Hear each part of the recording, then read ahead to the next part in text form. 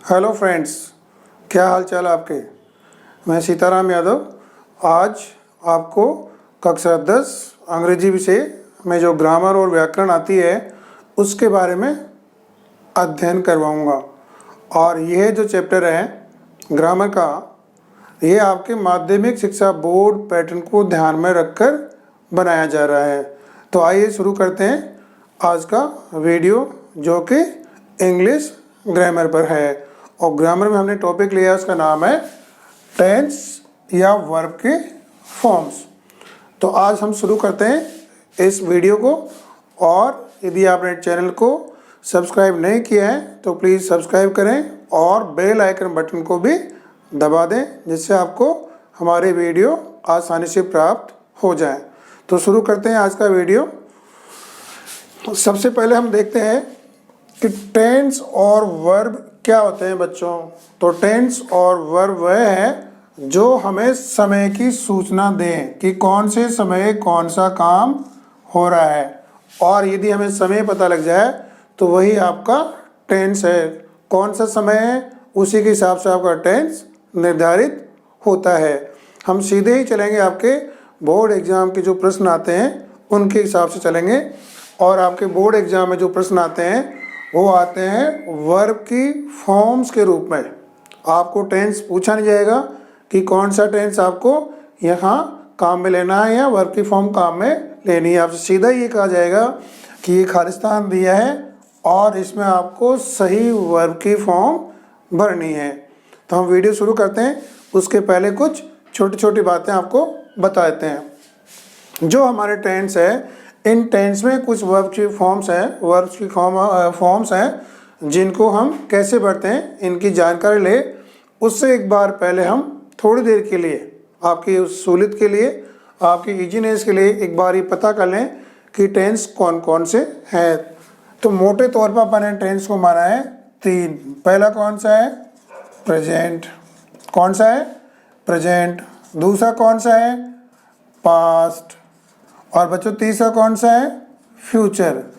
ये आप सभी जानते हैं, सभी बच्चे जानते हैं कि 3 टेंस है। एक है प्रेजेंट है, दूसरा पास्ट है, तीसरा फ्यूचर है। फ्यूचर का मतलब क्या होता है? अभी या वर्तमान। पास्ट का मतलब क्या होता है? भूतकाल। और फ्यूचर का मतलब क्या होता है? भविष्यकाल। वर्तमान का मीन्स अभी कोई काम हो रहा है। भूतकाल का मतलब जो काम हो गया है या जो घटना हो चुकी है। और भविष्य काल का मतलब है कि ये घटना भविष्य में होने वाली है। ये 3 टेंस है और 3 टेंस में बच्चों आपको इनको प्रत्येक को 4 भागों में और बांटा गया है। तो 4 भाग कौन कौन से हैं? इसका नाम है, पहला इंडेफिनेट, दूसरा है कंटिन्यूस, तीसरा है परफेक्ट और चौथा है इन दोनों का मिश्रण। तो ये हो गया परफेक्ट और कंटिन्यूअस।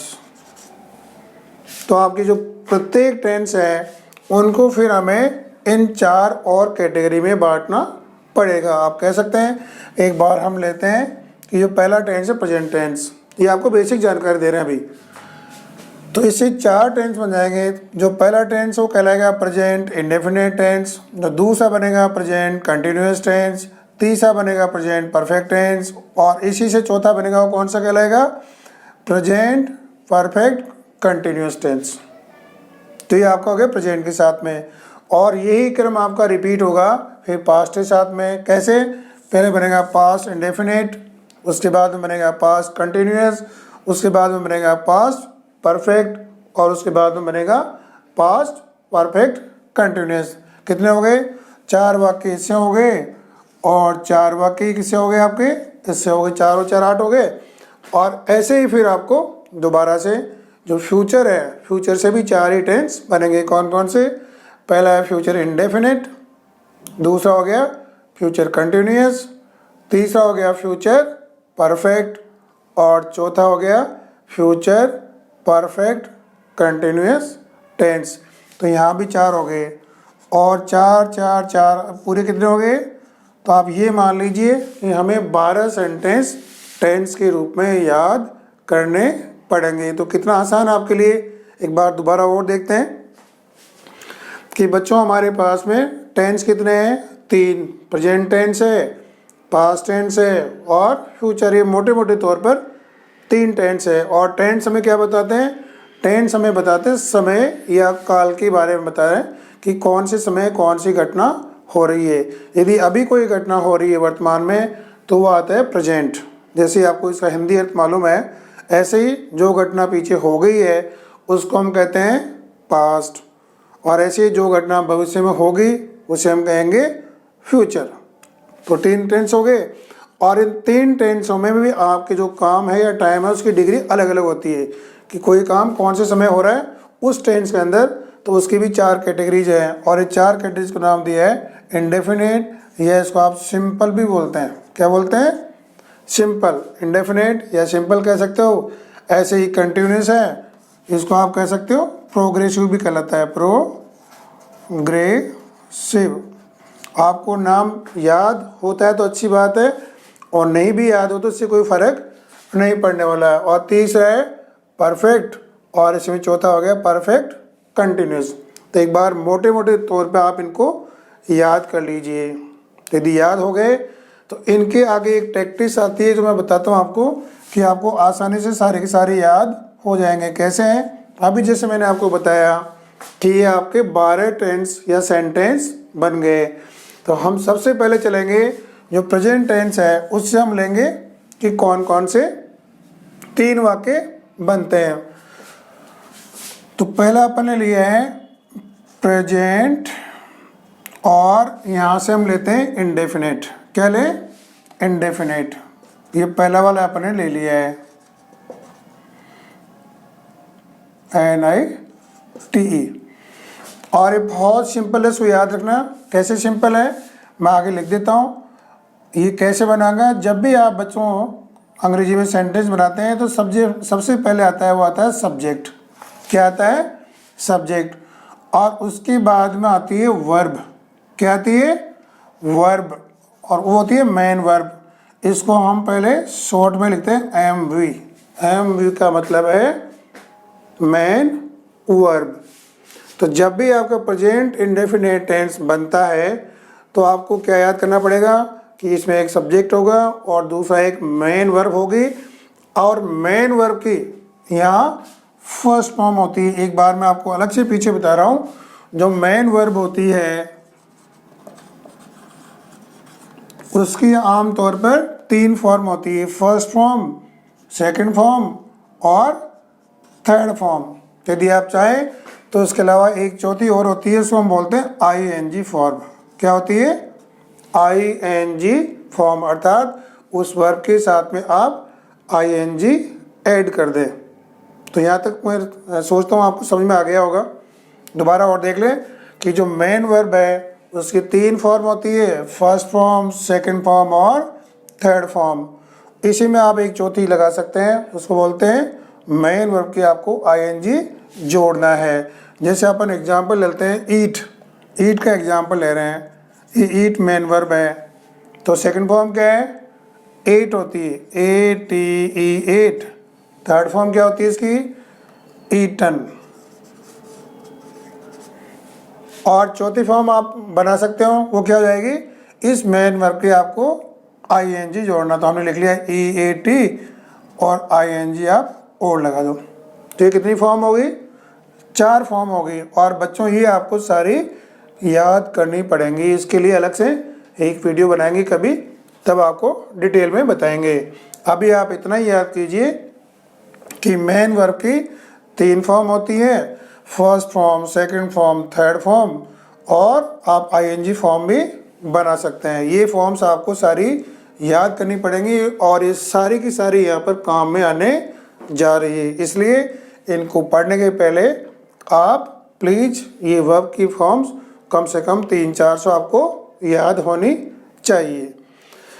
तो अभी हमने देखा है, ये इसलिए बताया मैंने कि आपका टेंस स्टार्ट हो गया, और टेंस जो स्टार्ट हो रहा है उसमें आपको केवल और केवल जो वर्ब की फॉर्म मैंने यहाँ लिखी है उसी से पता लग रहा है कि ये कौन सा टेंस है। वर्ब की फॉर्म देखकर ही आप बता सकते हैं कि ये कौन सा टेंस है। इसलिए मैं बार बार जोर दे रहा हूँ कि यदि वर्ब की फॉर्म आपने पहचान ली तो उससे आपका टेंस का पता लग जाएगा। जैसे हमने लिखा है, पहला वाला टेंस लिखा है प्रेजेंट इंडेफिनिट। क्या लिखा है?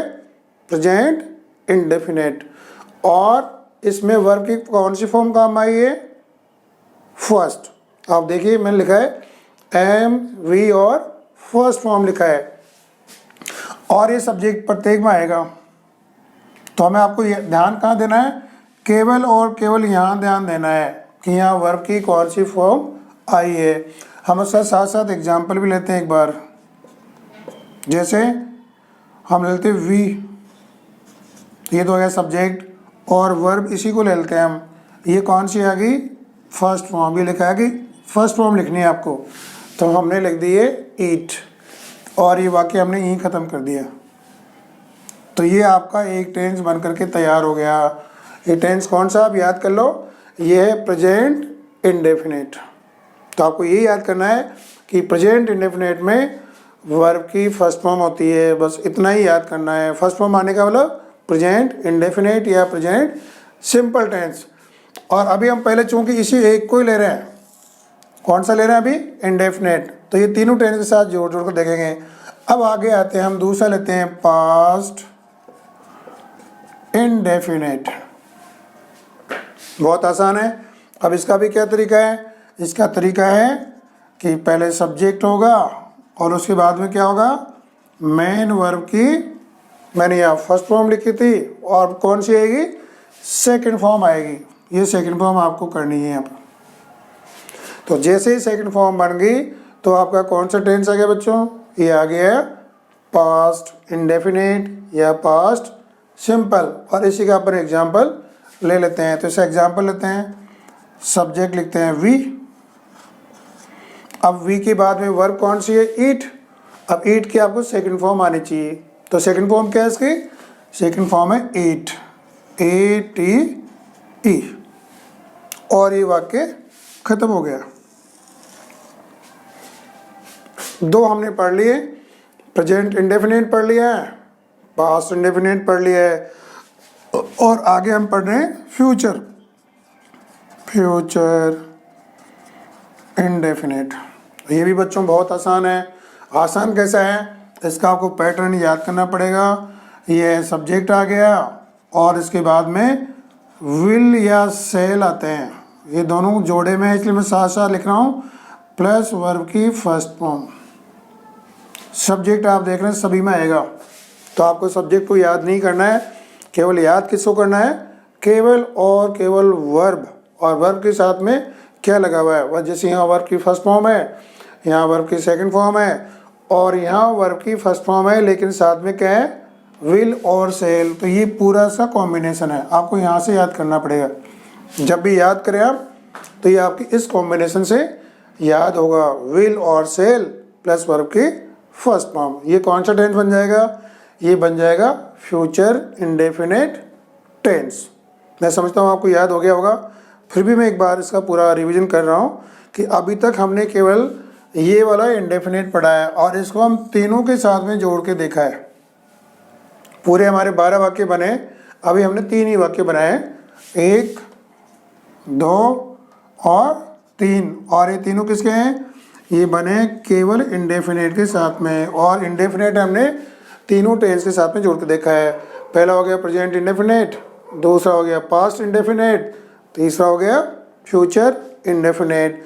और केवल याद क्या करना आपको? बहुत ही आसान है कि इसमें वर्ब की फर्स्ट फॉर्म आती है पहले में, जो पास्ट इंडेफिनिट है उसमें क्या आती है? वर्ब की सेकंड फॉर्म आती है, और जो फ्यूचर इंडेफिनिट है उसमें आती है वर्ब के साथ पहले विल और सेल। बच्चों आपको याद रखना पड़ेगा क्या चीज़? कि वर्ब की पहले विल और सेल आती है, ये आपको याद ही करने पड़ेंगे। तो जैसे ही विल और सेल प्लस वर्ब की फर्स्ट फॉर्म दिखता है तो आप सीधे ही कह सकते हैं कौन सा टेंस है ये फ्यूचर इंडेफिनिट टेंस है। मैं समझता हूँ यहाँ तक याद हो गया होगा। अब इसका भी एक एग्जाम्पल ले लेते हैं, इसी में लेंगे। जैसे वी है, तो वी के बाद में आ गया विल और सेल, एक बार दोनों लिख लीजिए आप, विल भी लिख लिया और सेल भी लिख लिया। और उसके बाद में वर्ब की फर्स्ट फॉर्म लिखिए, तो वर्ब की फर्स्ट फॉर्म क्या है, ईट। ये हमने कर दिया फुल स्टॉप। अब ये दो हेल्पिंग वर्ब है, एक विल है और एक सेल है।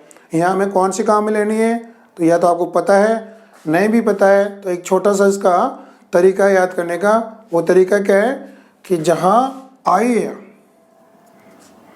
आई और वी जब भी काम में आते हैं तो इनके लिए सेल काम में लेते हैं। क्या काम में लेते हैं, सेल।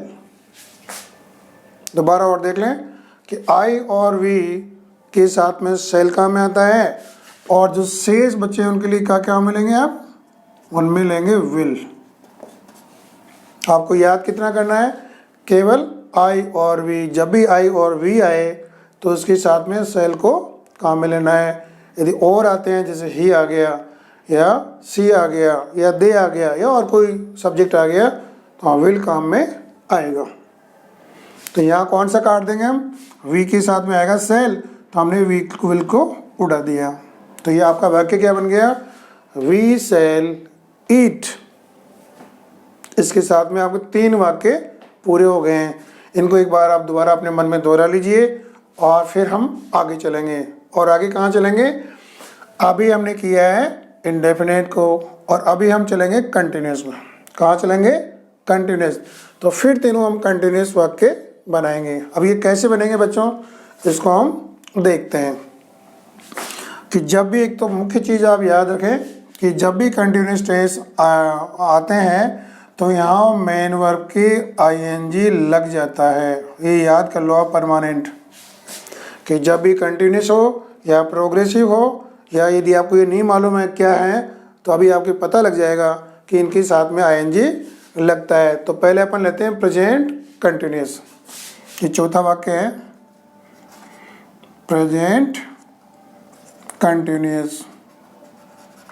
और ये क्या होता है, ये होता है सब्जेक्ट प्लस इज, एम और आर प्लस मेन वर्ब के आईएनजी।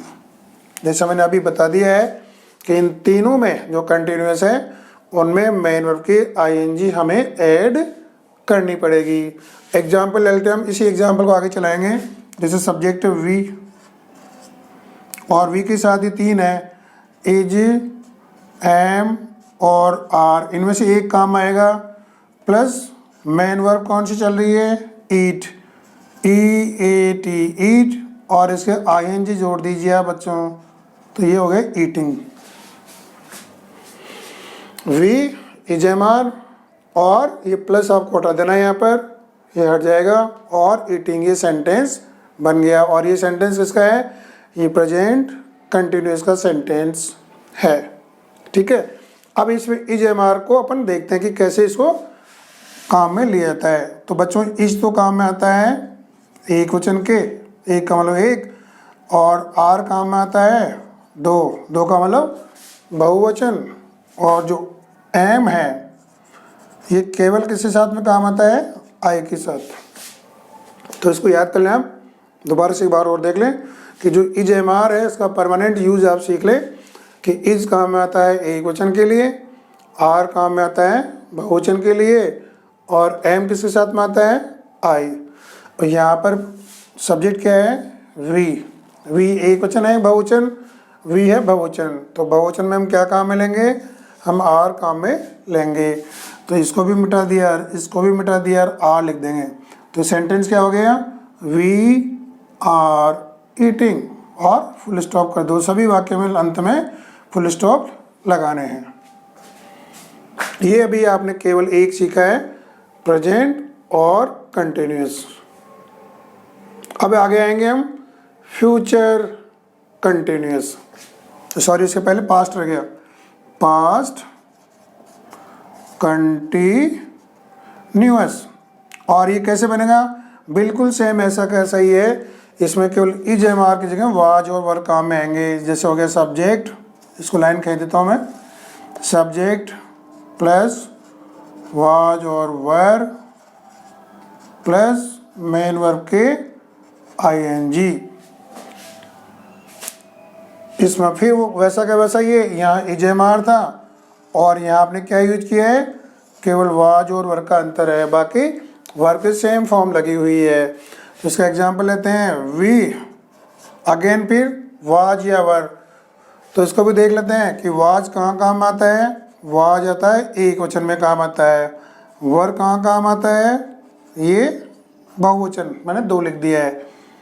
वाज आ गए एक वचन के काम और वर आ गया बहुवचन के काम। तो आपको पता है कि वी क्या है, बहुवचन है, तो हम लिखेंगे वी वर, और इसके आगे लगा दीजिए मेन वर्ब कौन सी है, ईट। तो ईट का क्या हो गया, आईएनजी लगा दिया तो ईटिंग। इसी के साथ में ये खत्म हो गया।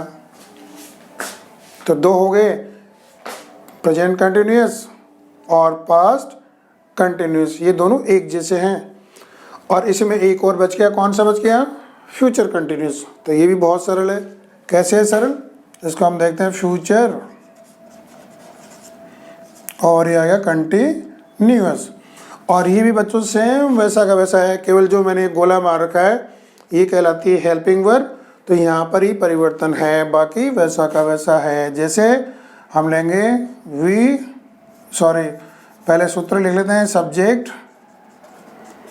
अब यहाँ आप लिखोगे विल बी या शैल बी, क्या लिखेंगे, प्लस मेन वर्ब के आईएनजी लगाना है। क्या लगाया आपने, सब्जेक्ट, उसके बाद विल बी या शैल बी, दोनों में से एक आएगा, और मेन वर्ब के आईएनजी लगानी है। तो ये क्या हो जाएगा, हम देखते हैं, फिर वापस लेते हैं इसका एग्जांपल। वी और ये सेम पहले की जैसे ही, यदि एक वचन है तो विल भी काम आएगा, और आई और वी का अपना तो जो सूत्र बना है हमने लिखा था कि आई और वी के साथ में ये लिखा है कौन सा काम आएगा, सेल। तो हम लिखेंगे वी सेल बी,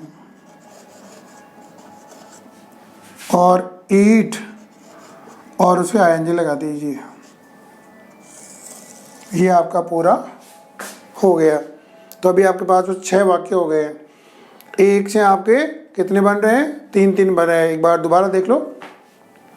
पहला लिखा अपने प्रेजेंट इंडेफिनिट, दूसरा पास्ट इंडेफिनिट, तीसरा फ्यूचर इंडेफिनिट। ये 3 इंडेफिनिट हो गए। कितने हो गए, 3 इंडेफिनिट हो गए हैं। इनको मैं रेड मार्क से सर्कल कर देता हूँ। ये आपका पूरा एक हो गया, और ये क्या पूरा इंडेफिनिट है, क्या है, इंडेफिनिट। ऐसे ही फिर 3 वाक्य बन गए, और 3 वाक्य आपके क्या हैं, ये कंटिन्यूस है। कौन से हैं, कंटिन्यूस। और इसमें वर्ब के क्या लगती है, इन तीनों में आप देखो कि वर्ब के हमने आईएनजी जोड़ रखा है बच्चों। तो 6 वाक्य हो गए। अभी हम चलेंगे फिर नेक्स्ट, और नेक्स्ट कौन सा आ रहा है, परफेक्ट। तो ये परफेक्ट हम तीनों लेंगे, पहले प्रेजेंट परफेक्ट लेंगे, बाद में पास्ट परफेक्ट लेंगे, और उसके बाद में फ्यूचर परफेक्ट लेंगे। तो हम आते हैं, ये एक बार नंबर डालते हैं, 3 हो गए, ये हो गया चौथा, ये 5वां, और ये 6 वाक्य हो गए। अब चलते हैं 7वें वाक्य की तरफ। जैसे अभी हमने देखा कि कंटिन्यूस के सभी वाक्यों में वर्ब के आईएनजी लग रही है ना, आप देख सकते हो यहाँ पे ईटिंग, ईटिंग और ईटिंग सबके आईएनजी लग रही है। तो उसी प्रकार से यहाँ भी वर्ब की थर्ड फॉर्म आएगी, मेन वर्ब की थर्ड फॉर्म आएगी सभी में। तो ये आपको आसानी से याद हो जाएगा। देखो बच्चों, यहाँ कंटिन्यूस में सबकी आईएनजी आई है, और अभी हम लेने जा रहे हैं परफेक्ट। तो परफेक्ट ये तीनों जो सेंटेंस बनेंगे, तीनों में मेन वर्ब की थर्ड फॉर्म काम में आ रही है। देखते हैं कौन कौन सी है। तो पहले हम लिखें प्रेजेंट परफेक्ट। ये कैसे बनेगा, ये सब्जेक्ट आ गया, प्लस इसमें आता है हैज और हैव, ये याद कर लो। देखो आप, और मेन वर्ब की ये 3 लिख रहा हूँ, 3 का मतलब है थर्ड फॉर्म, एम का मतलब मेन वर्ब, 3 का मतलब थर्ड फॉर्म है। ये कौन सा टेंस लिया है, हमने शुरू में लिया है प्रेजेंट और फिर परफेक्ट, ये लिख दिया है प्रेजेंट और परफेक्ट। अब इसको एग्जाम्पल लेते हैं। एग्जाम्पल वही चल रहा है वी। अब ये हैज और हैव 2 चीज़ आ गई यहाँ, तो हैज और हैव आ गई। तो फिर आपको वही देखना है, यदि एक वचन है, मैं यहाँ लिख देता हूँ, हैज आता है एक वचन में और हैव आता है दो का मतलब बहुवचन में, एक का मतलब एक वचन। तो यहाँ वी बहुवचन है तो बहुवचन के साथ में क्या आएगा, हैव आएगा, वी हैव। आगे हमने लिखा था एम वी का मतलब मैन वर्ब की थर्ड फॉर्म। तो अपनी वर्ब चल रही है वो कौन सी है, ईट। तो ईट की थर्ड फॉर्म क्या है, अपन ने लिखी है ईट, एट, ईटन। तो हम लिखेंगे थर्ड फॉर्म, ये आ गई ईटन और फुल स्टॉप। ये कौन सा हो गया, प्रेजेंट परफेक्ट। अब आठवां हम बनाएंगे पास्ट परफेक्ट। पास्ट परफेक्ट कैसे, मैंने शॉर्ट में लिखा है PER परफेक्ट है ना। पास्ट परफेक्ट कैसे बनाएंगे, ये बनाएंगे सेम वैसे ही, उसमें अंतर क्या रहेगा आप देख लो। यहाँ हमने लिया है हैज और हैव, अब इसकी जगह यहाँ पर हो जाएगा हैड, सब्जेक्ट प्लस हैड, मैं गोला मार रहा हूँ, और ये मेन वर्ब की थर्ड फॉर्म। तो इसका एग्जाम्पल क्या होगा, एग्जाम्पल है वी, सब्जेक्ट तो आ गया वी, और हेड एक ही है, चाहे एक वचन हो या बहुवचन, तो हम लिखेंगे हेड। फिर मेन वर्ब की थर्ड फॉर्म क्या आ गई, ईट, एट, ईटन, ये फुल स्टॉप। ये बन गए 9 वाक्य, आपके 8 हो गए हैं। और अंत में हम चलते हैं 9वां वाक्य। तो 9वां कौन सा बनेगा, अब बनाएंगे फ्यूचर परफेक्ट। तो 9वें में आओ, फ्यूचर और परफेक्ट। और ये कैसे बनेगा, ये बनेगा सब्जेक्ट प्लस विल हैव, ये याद कर लो आप, या सेल हैव, और मेन वर्ब की थर्ड फॉर्म। देखो आपने क्या किया है, मैं बता रहा हूँ दोबारा क्या किया आपने। यहाँ पर जो वर्ब आ रही है, वर्ब की वो आ रही है हेल्पिंग वर्ब, उसको हम कहते हैं विल हैव और सेल हैव। बस इन्हीं का अंतर पड़ रहा है। एक बार हम इसका एग्जांपल ले लें, तो ये आ गया वी, और इसमें वी के साथ आता है सेल, तो हम लिखेंगे सेल हैव। थर्ड फॉर्म क्या है, ईटन। ये हो गया फुल स्टॉप। कितने वाक्य हो गए, ये 9 वाक्य आपके हो गए। अब पूरी शुरुआत में मैंने बताया था आपको कि पूरे 12 वाक्य बनेंगे। एक बार हम आगे चलें, उसके पहले उनका रिवीजन कर लेते हैं। रिवीजन कैसे करेंगे, जो मैंने लाल गोला बनाया है बच्चों, तो लाल गोला किसका बनाया है, ये जो पहले वाले 3 वाक्य हैं, 1, 2 और 3, ये सारे इंडेफिनेट है। आपको टेंस ध्यान है, 3 है, प्रेजेंट है, पास्ट है और फ्यूचर है। अब इनको हमने 4 भागों में बांटा है। 4 कौन कौन से, इंडेफिनेट है, कंटिन्यूस है, परफेक्ट है और परफेक्ट कंटिन्यूस है। तो हम शुरू में केवल इसी इंडेफिनेट को तीनों के साथ में जोड़ के ले रहे हैं। सबसे पहले लिया अपन ने प्रेजेंट इंडेफिनेट, उसके बाद लिया है पास्ट इंडेफिनेट, और उसके बाद में लिया है फ्यूचर इंडेफिनेट बच्चों। अब इसका आपको छोटा सा सूत्र याद करना है, और सूत्र भी क्या, आपको केवल वर्ब की फॉर्म देखनी है, केवल और केवल वर्ब की फॉर्म देखनी है, जो ये बताएगी कि ये पास्ट टेंस है या फ्यूचर टेंस है या और कोई टेंस है। केवल आपको वर्ब की फॉर्म देखनी है। अब एक बार दोबारा हम चलते हैं पहले वाले में, जैसे प्रेजेंट इंडेफिनेट है ये टेंस, तो इस टेंस में आप देखिए वर्ब की कौन सी फॉर्म आ रही है, फर्स्ट फॉर्म आ रही है केवल। सब्जेक्ट सभी में वही आ रहा है, सब्जेक्ट हमने लिखा है ना, सभी में सेम है। यहाँ आप देखेंगे वर्ब की फर्स्ट फॉर्म, तो जैसे ही आपने केवल वर्ब की फर्स्ट फॉर्म देखी बच्चों, उससे ये लगेगा कि ये आपका प्रेजेंट इंडेफिनेट टेंस है। ऐसे दूसरे में हो पास्ट इंडेफिनेट, तो यहाँ आप क्या देख रहे हैं, यहाँ आप देख रहे हैं वर्ब की सेकंड फॉर्म, ये हो गया। तो जैसे ही जहाँ वर्ब की सेकंड फॉर्म आप देखें, इसका मतलब पास्ट इंडेफिनेट टेंस हो गया। ऐसे ही आप विल, सेल और वर्ब की फर्स्ट फॉर्म साथ में देखें, तो आपको लगेगा कि ये फ्यूचर इंडेफिनेट टेंस है। ये देख लो, आप देख लिए क्या, विल, सेल और वर्ब की फर्स्ट फॉर्म। तो आपको याद होगा कि वर्ब की फर्स्ट फॉर्म, वर्ब की सेकंड फॉर्म और विल, सेल और वर्ब की फर्स्ट फॉर्म, इसको इसके साथ में याद करना पड़ेगा आपको, नहीं तो कन्फ्यूजन हो जाएगा। तो ये तीनों आपके इंडेफिनेट हो गए हैं। ऐसे ही कंटिन्यूस में चलते हैं अपन। तो कंटिन्यूस में क्या है, कंटिन्यूस बच्चों बहुत आसान है, मैंने शुरू में ही कहा था आपको कि इसमें वर्ब की आईएनजी लगती है। मेन वर्ब के साथ क्या लगेगी, आईएनजी। इसका डिफरेंस कहाँ से आप देखेंगे, इसका डिफरेंस देखेंगे आप, यहाँ उसके पहले एक हेल्पिंग वर्ब दे रखी है। जैसे कि ये प्रेजेंट कंटिन्यूस है तो इसमें आती है इज एम आर, जो पास्ट कंटिन्यूस है उसमें आती है वाज और वर, जो फ्यूचर कंटिन्यूस है उसमें क्या देख रहे हैं आप, विल बी और शैल बी। ये आपको दोनों याद करने पड़ेंगे साथ में। कौन से, विल बी और शैल बी, और वर्ब के आईएनजी तीनों में ही लगा है, आप देख सकते हैं यहाँ पर। तो याद करने वाली चीज़ क्या है, यहाँ करेंगे इजेमार के साथ में आईएनजी, यहाँ वाजवर के साथ में आईएनजी, यहाँ विल बी और शैल बी के साथ में आईएनजी। ये कौन सा टेंस बन गया, ये कंटिन्यूस, तीनों कंटिन्यूस बन गए हैं। ऐसे ही आप, ये 6 वाक्य हो गए। अब 7 और 8 और 9 ये तीनों को किसके वाक्य हैं, ये परफेक्ट के वाक्य हैं। किसके हैं, परफेक्ट। और परफेक्ट कैसे बनता है बच्चों, ये बनता है आपके वर्ब की थर्ड फॉर्म से। जब भी परफेक्ट टेंस आ रहा है इसका मतलब वर्ब की थर्ड फॉर्म निश्चित रूप से आएगी, लेकिन इसके साथ में एक हेल्पिंग वर्ब भी आएगी। वो कैसे आएगी, जैसे मान लीजिए प्रेजेंट परफेक्ट है तो इसके साथ में क्या आएगी, हैज और हैव, और उसके बाद में वर्ब की थर्ड फॉर्म। ऐसे ही पास्ट परफेक्ट है तो इसके साथ में क्या आएगी, केवल हैड आएगी प्लस मेन वर्ब की थर्ड फॉर्म।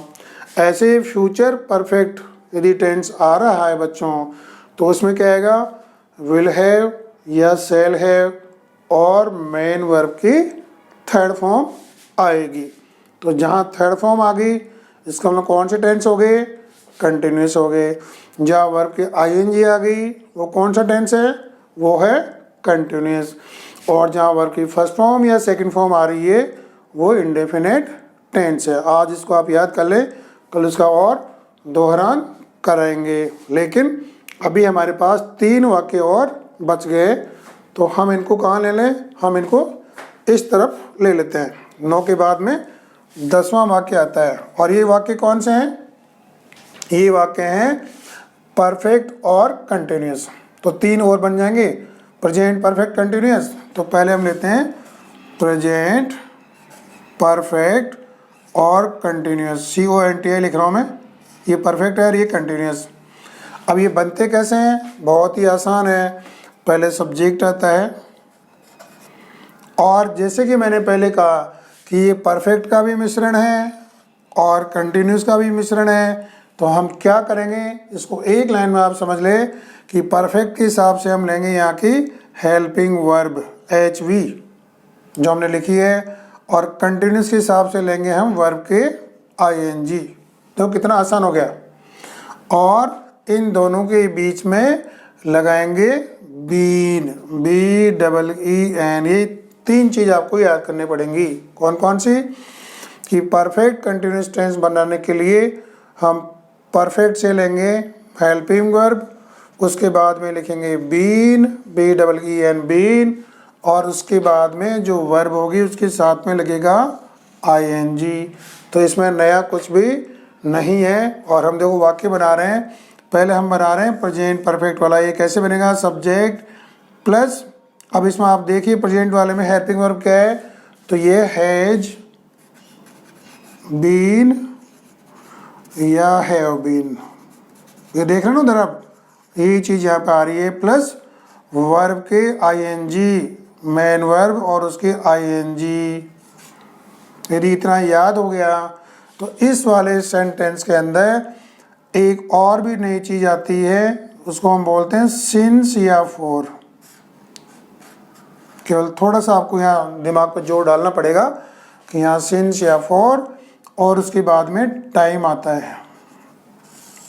तो ये थोड़ा लंबा हो रहा है, बट यहाँ ये वाक्य यदि एक आपने याद कर लिया तीनों आपके याद हो जाएंगे। एक बार दोबारा देख लीजिए, सब्जेक्ट सब में आ रहा है, इसका डिफरेंस कहाँ से होगा, हेल्पिंग वर्ब। तो अभी हमने प्रेजेंट में कौन सी हेल्पिंग वर्ब है, हैज, तो हम लिखेंगे हैज बीन या हैव बीन।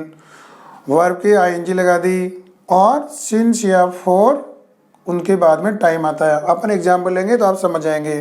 जैसे वो ही चल रहा है एग्जाम्पल, वी के साथ में आता है हैव बीन, तो हम लिखेंगे वी हैव बीन। ईट अपन ने ले ली तो ईटी ईट और आईएनजी लगा दो, वी हैव बीन ईटिंग।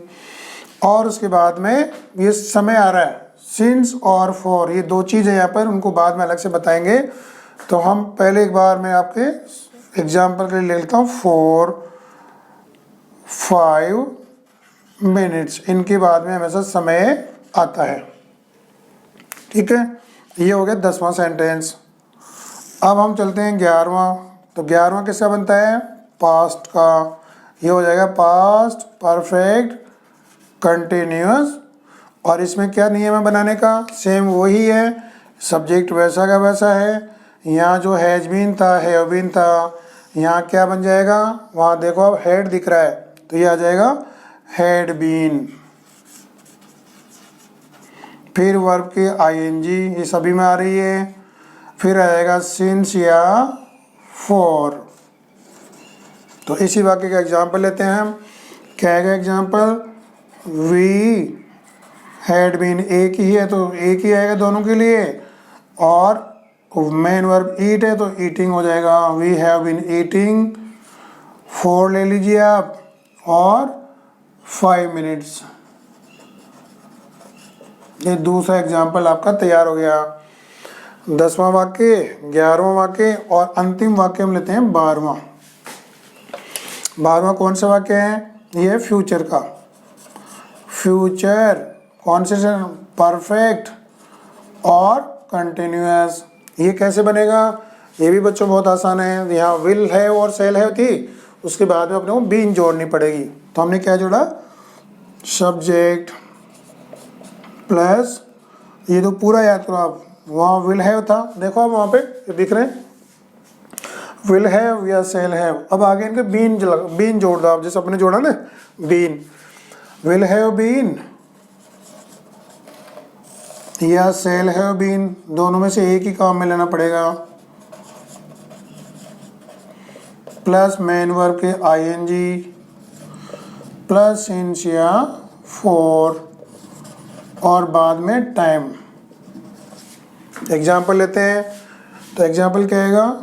मैं इसको एक बार लाइन कह देता हूँ। वी तो सब्जेक्ट हो गया। अब वी के साथ कौन सा था? विल आता है, सेल, तो सेल आता है। हम लिखेंगे we shall have been eating, EATING, eating for 5 minutes. ये आपके 12 वाक्य पूरे हो गए हैं बच्चों। एक बार फिर आप चाहें तो मैं रिवीजन करा दूं। तो रिवीजन अपन ने कैसे किया है? 3 है, प्रेजेंट है, पास्ट है, फ्यूचर है, और इन तीनों को अपने 4 भागों में बांटा है। तो 4 दिया 12 सेंटेंस अपने पास होंगे। तो पहला तीनों इंडेफिनेट है। आपको याद क्या करना है? केवल और केवल आपको ये देखना है कि इनमें वर्ब की कौन सी फॉर्म है या कौन सी हेल्पिंग वर्ब है।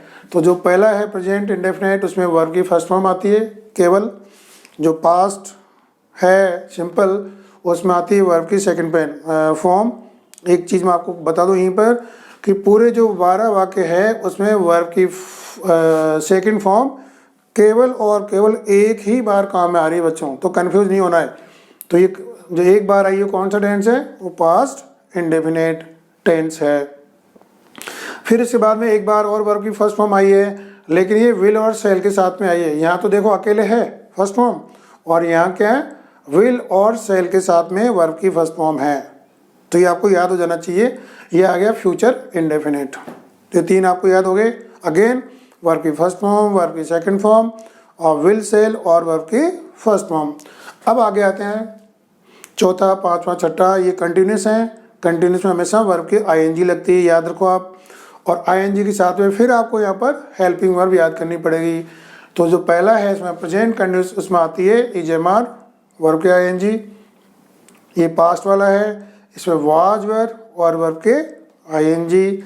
ऐसे ही जो फ्यूचर वाला है उसमें विल बी, यहाँ देखो विल था केवल और यहाँ बी और लग गया है, तो यहाँ विल बी और सेल बी, उसके बाद में वर्ब के आईएनजी। जब भी आईएनजी लगेगा फ्यूचर में तो अकेले विल के साथ नहीं होकर के विल बी होगा या सेल बी होगा। 6 वाक्य हो गए, ये कंटिन्यूस के हो गए जहाँ की सब में आईएनजी लग रहा है। 7, 8, 9 ये तीनों वाक्य किसके हैं आपके, ये तीनों वाक्य हैं परफेक्ट के हैं। और जैसा कि मैंने आपको कहा कि इसमें वर्ब की थर्ड फॉर्म काम में आती है सब में, तो आप देख सकते हैं। लेकिन अगेन फिर आप इनको कैसे आइडेंटिफाई करेंगे, इनको आप पहचानेंगे हेल्पिंग वर्ब के साथ में। तो ये पहला प्रेजेंट परफेक्ट है, इसमें आप देखिए हैज और हैव आ रहा है और वर्ब की थर्ड फॉर्म आ रही है, तीनों में वर्ब की थर्ड फॉर्म है। आप देखिए तो अंतर कहाँ से करेंगे, इनसे हेल्पिंग वर्ब से। यहाँ हैज और हैव है, यहाँ पास्ट वाले में हैड अकेली आती है, चाहे एक वचन हो चाहे बहुवचन, और फ्यूचर में क्या आती है, यदि विल हैव और सेल हैव है तो आई और वी के साथ सेल आता है, बाकी सभी के साथ में विल हैव काम में आएगा और वर्ब की थर्ड फॉर्म। तो 3 वाक्य हो गए थर्ड फॉर्म के, 3 वाक्य हो गए आईएनजी के और 3 वाक्य हो गए फर्स्ट फॉर्म और सेकंड फॉर्म के। अब इधर आते हैं 10, 11, 12, ये 3 वाक्य थोड़े से लंबे हैं और इनमें अंतर क्या है कि ये दोनों का मिश्रण है। मिश्रण कैसे किया है, एक तो किया है हेल्पिंग वर्ब के साथ में जो वहाँ पर लगी है, हैज हैव है, हैड है, विल हैव या सेल है, वो काम में आई है। उनकी बाद में आपने बीन लगाई है, BEEN बीन, उनकी बाद में वर्ब की आईएनजी लगाया है और सिंस और फॉर आपने लगाया है। और जैसे ही आपने लगाया है इनसे फिर आपके वाक्य सारे एक जैसे हैं, लेकिन अंतर केवल और केवल कहाँ से आएगा, जैसे ये अंतर आएगा यहाँ हैज बीन से। जैसे हैज बीन और हैव बीन आते हैं तो आप पूरे वाक्य में देखेंगे कि ये प्रेजेंट टेंस को बताते हैं। ऐसे ही मान लो किसी में हैड आ गया तो ये बता रहे हैं कि ये पास्ट टेंस है, तो ये आ गया हैड बीन लगा यहाँ पर और वर्ब की आईएनजी आ गई। ऐसे ही यदि विल हैव बीन और सेल हैव बीन आ गए, इसका मतलब ये आपके फ्यूचर टेंस को इंडिकेट कर रहे हैं। और बाद में सभी में सिंस या फॉर के साथ में टाइम दिया गया है। सिंस और फॉर हम कभी अगले वीडियो में आपके साथ डिस्कस करेंगे। मैं समझता हूँ आज आपके लिए इतना ही काफ़ी होगा। कल इसको एक बार फिर जो नई टेबल आएगी टेबल के रूप में आपके सामने रखेंगे और जैसे ही आपको याद हो जाए ये स्ट्रक्चर, ये पूरा आपको स्ट्रक्चर या फॉर्मूला याद हो जाए तो उसके बाद तत्काल आपके लिए ईजी रहेगा कि ये वर्ब की फॉर्म लिख सकते हैं। हालांकि हम इसको डायरेक्ट भी कर सकते थे, वर्ब की फॉर्म को हम डायरेक्ट भी कर सकते थे, लेकिन मैं चाहता था कि एक बार आपको जो टेंस है उनका बेसिक आइडिया लग जाए और यहाँ हमने बेसिक आइडिया ही दिया है। इसमें एक चीज़ और भी रही है, हम आपको कभी बाद में बताएंगे क्योंकि वीडियो लंबा हो रहा है। अभी आपको एक साथ समझ में भी नहीं आएगा क्योंकि एक एक वाक्य को फिर हमने 4-4 और भागों में बांटा हुआ है। एक बार मैं हल्का सा आइडिया देता हूँ कौन सा बांटा गया है। हम शुरू वाले को बोलते हैं अफर्मेटिव, दूसरे को बोलते हैं नेगेटिव, तीसरे को बोलते हैं इंट्रोगेटिव और चौथे को बोलते हैं इंट्रोगेटिव भी है और नेगेटिव। तो एक एक वाक्य के 4-4 वाक्य बनेंगे। तो आप सोचिए हमने अपने पास में 12 वाक्य हैं तो 12 से कितने वाक्य बनेंगे, 1 से 4 और बना दो तो ये 48 वाक्य आपके बन गए हैं। तो जहाँ 48 वाक्य आपको याद हो गए इसका मतलब आपको ये टेंस पूरे याद हो गए हैं। लेकिन आज के वीडियो में इतना ही लेंगे, कल कुछ और नई चीज़ें आपको बताएंगे जिससे कि आपको टेंस आसानी से समझ में आए और आपके वर्ब की फॉर्म को आप परीक्षा में सही रूप में लिख सकें। इसी के साथ में आज की वीडियो को हम समाप्त कर रहे हैं और यदि कोई सुझाव इस संबंध में या और कोई इच्छा है तो आप अपने कमेंट बॉक्स में डालें और हमसे पूछ सकते हैं। धन्यवाद। जय हिंद। Thank you.